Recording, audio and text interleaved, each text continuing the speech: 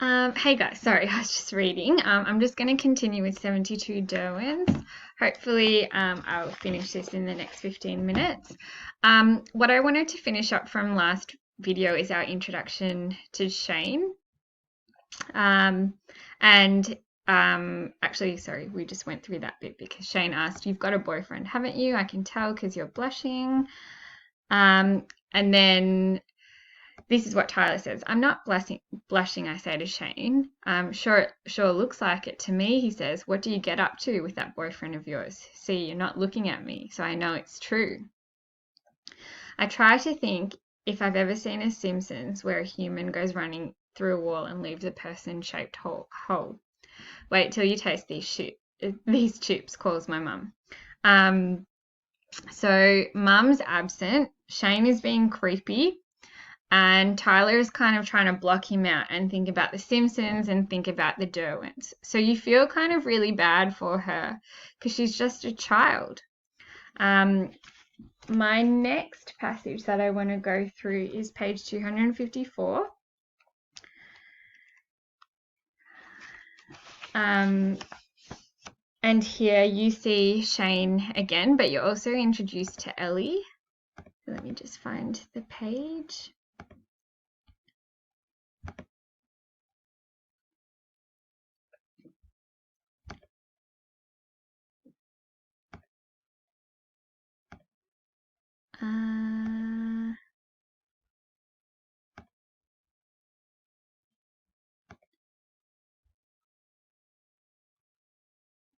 Okay, so we'll start from here. For you guys, it's kind of at the end of page 200.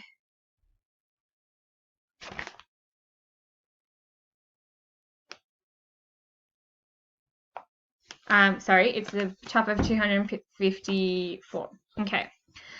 When we get back to the lounge room for dinner, Shane was there.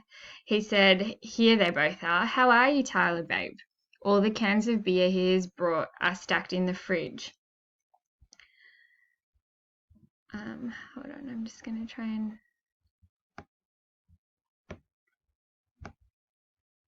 and... He's in a mean mood, and I can tell, even though he's smiling, his mouth is wrong. He picks up one of Mum's dolls, so we find out that Mum works for Centrelink and she's trying to make these plushy dolls in order to support her economically. And Centrelink is supporting that. "People pay $40 for these," says my mum without looking at him. He laughs and says, "Geez, they saw you coming, didn't they?" She just keeps sewing the hair of one of her dolls and says, "You wait." When I go to bed, I hear him and Mum laughing and bumping into the walls as they come down the hall, and my mum sounds happy, but it makes the stones feeling come back to my stomach. I must have fallen asleep because I feel a hand on my shoulder shaking me, and I come awake and my stomach is squeezing like when you're sick. This is the introduction to the stones feeling that Tyler keeps referring to. When she doesn't feel right about something, she says she feels like she's got stones in her stomach. And this is kind of typical of a child. And, you know, some of us sometimes, we don't know exactly what the word is to what we are feeling, but it feels like something. And this is actually a metaphor. Because she's like, "I don't know what it is, but it's like there's stones in my stomach." So it's a heavy feeling. Maybe it's a feeling of dread. And so this is the introduction to that. So Ellie comes and gets her. In her bed, she lets me have the purple heart-shaped pillow. She shows me a little smooth stone in a box she puts under the pillow, and I ask her what it's for, and she says, "Bad dreams." I didn't know Ellie has bad dreams too. Sometimes I dream of a wolf. He's coming for me and his eyes are on fire and he's looking everywhere for me, but he can't find me. I don't tell Ellie about this, but I say sometimes I feel like I have a stone inside my stomach. Ellie doesn't say anything for a while, and then she says, "Hey, what are those pencils called that you like?" I tell her Derwents, and she said, we'll get those. You wait." So here we're introduced to Ellie actually being the actual adult who is taking care of Tyler. You see Mum and Shane have just gone to their room without caring about Tyler, and Tyler is just a child, and Ellie has gone and woken her up, put her to bed, talked to her, consoled her. So we see that actually Tyler's mum is not much of a mum, and sometimes we would say she's a bad mum. And Ellie is actually the primary caring adult in her life, even though Ellie's just a teenager, and Mrs. Carlisle is the other one. Okay. Our next passage is page 257.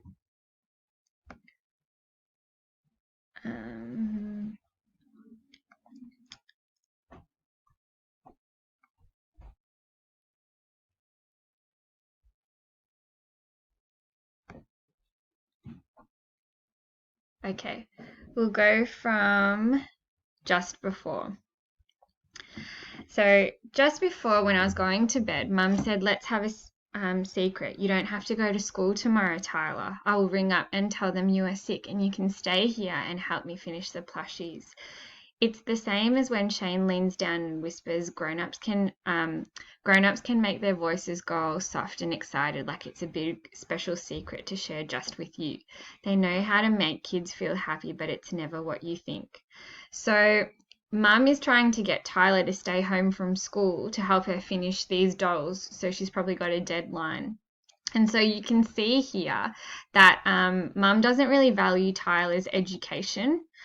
She's happy to pull Tyler out of school just so Tyler can help finish her work.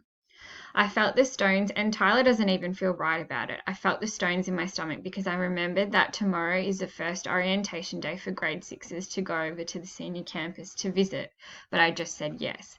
Mum still has 5 dolls to make, and she said she'll show me how to do the blanket stitch. I woke up in the night and saw someone standing in my doorway, and first I thought it was Mum. Then I heard a sniff and got a shock because it was Shane. When I said, "What?" he pretended like he'd been sleepwalking and said, "Sorry, wrong room." So Shane is creepily again staring at her while she's been asleep. So there are several kind of alarm bells going off at this point in time, that something's not quite right. Okay, let's keep going. Ellie was mad at Mum today when she went off to school. She said, you're supposed to have a doctor's certificate if you're sick. And Mum said, she has a temperature, so mind your own business. Ellie said, is Shane going to be hanging around all day? Mum said, of course not. He's going to his job with the house painters. And Ellie said he'd better. Mum got really angry and said, who are you to talk? You've got a hopeless bloke who can't do anything better than work at a takeaway. And Ellie said, if you mean Luke, he's a store manager and he's going to uni next year. Her voice was trembling, but I never see Ellie cry. Mum said, oh, uni, is it? That's typical you'd pick him. Now you can both be up yourselves together. When she gets angry, she says things that don't make sense. Ellie just said, he's a smart guy who likes me, so no wonder you don't get it. And since your useless boyfriend ruined your car, it's Luke that's been driving me home. So thank goodness someone's there to make sure I get home okay. Not that you'd care about it. Mum went red as a beetroot and said, just get out and get yourself to school so you can do what you're good at, and that's show off.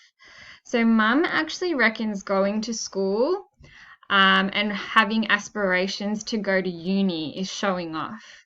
So this actually shows us how education in low, so you can tell that Mum and Ellie and Tyler are from a low socioeconomic background, how sometimes in order to put food on the table or whatever, the job is more important and takes precedence over furthering yourself in education.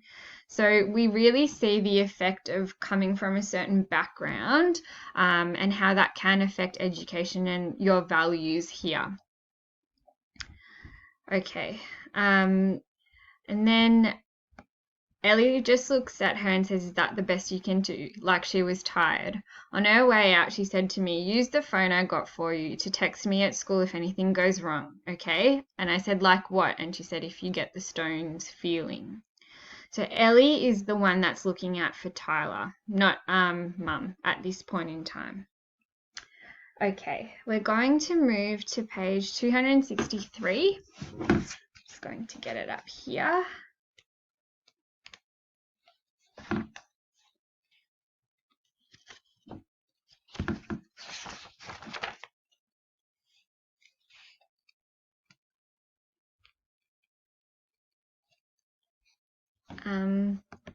Actually, we're going to go to 264.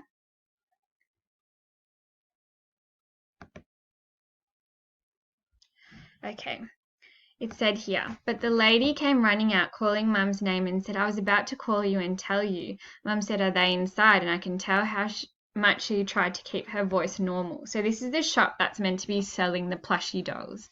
Because my little girl here helped me make those things. If you didn't want them, you should have just said. But the lady said, they're not inside, they're all gone. We just looked at her and she said, it's amazing, the whole lot have sold out in 3 days. I was going to ring you to tell you to come in and I'd pay you. We didn't say anything, we just followed her into the shop and she had a receipt. Whoops. And an envelope for Mum there with her name already on it. And she said, I'll take as many as you can make. Mum just nodded and grabbed my arm really tightly and steered me out of the shop. We went down the escalator. She opened the envelope without saying anything and brought 2 Krispy Kreme donuts. And we went back to the car. And she still hadn't said a word. We sat there with sugar all around our mouths. Then Mum looked down at the envelope in her lap, and tears dripped on it. She kept crying and shaking and not even wiping the tears and snot away. She took $30 and said, Tyler, this is for you. That's your share. So someone has bought Mum's dolls and she is just feeling so grateful. And the fact that she has an income now and she can support her children is actually empowering her.